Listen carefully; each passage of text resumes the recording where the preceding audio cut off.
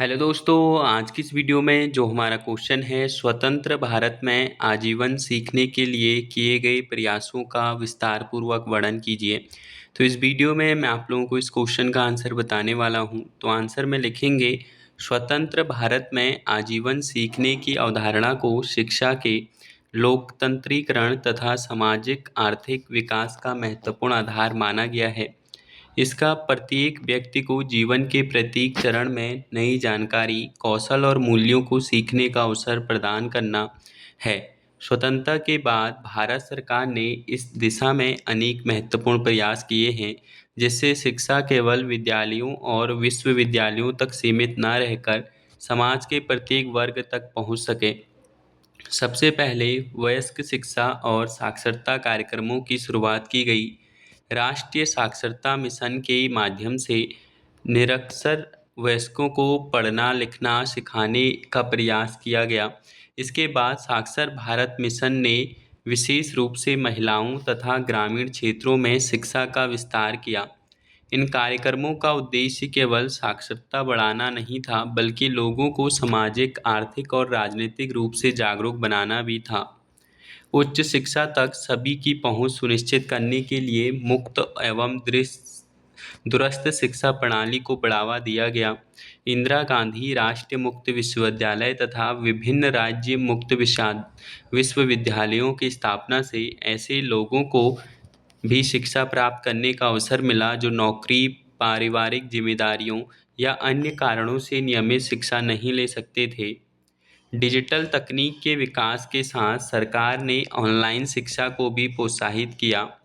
स्वयं दीक्षा, स्वयं प्रभा, ईपीजी पाठशाला तथा राष्ट्रीय डिजिटल पुस्तकालय जैसे डिजिटल प्लेटफॉर्म विद्यार्थियों, शिक्षकों और आम नागरिकों को निःशुल्क अध्ययन सामग्री उपलब्ध कराते हैं। इन माध्यमों से कोई भी व्यक्ति अपनी सुविधा के अनुसार कहीं भी और कभी भी सीख सकता है। राष्ट्रीय शिक्षा नीति 2020 ने आजीवन सीखने को विशेष महत्व दिया है। इसमें बहुविषयक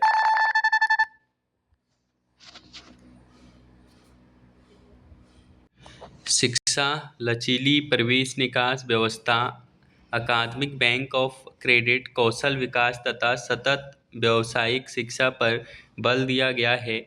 नीति का उद्देश्य प्रत्येक नागरिक में निरंतर सीखने की प्रवृत्ति विकसित करना है, ताकि वह बदलती तकनीक और रोजगार की आवश्यकताओं के अनुरूप स्वयं को विकसित कर सके।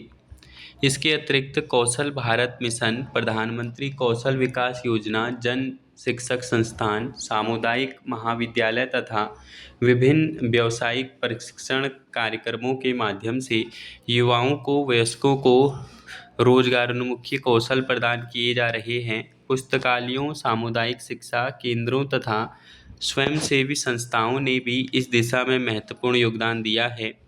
इस प्रकार स्वतंत्र भारत में आजीवन सीखने को बढ़ावा देने के लिए अनेक योजनाएं, नीतियां और संस्थागत व्यवस्थाएं विकसित की गई हैं।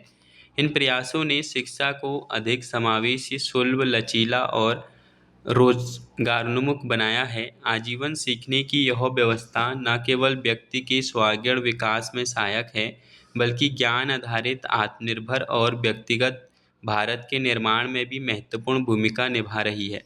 तो ये है इस क्वेश्चन का आंसर। मिलते हैं न्यू वीडियो में।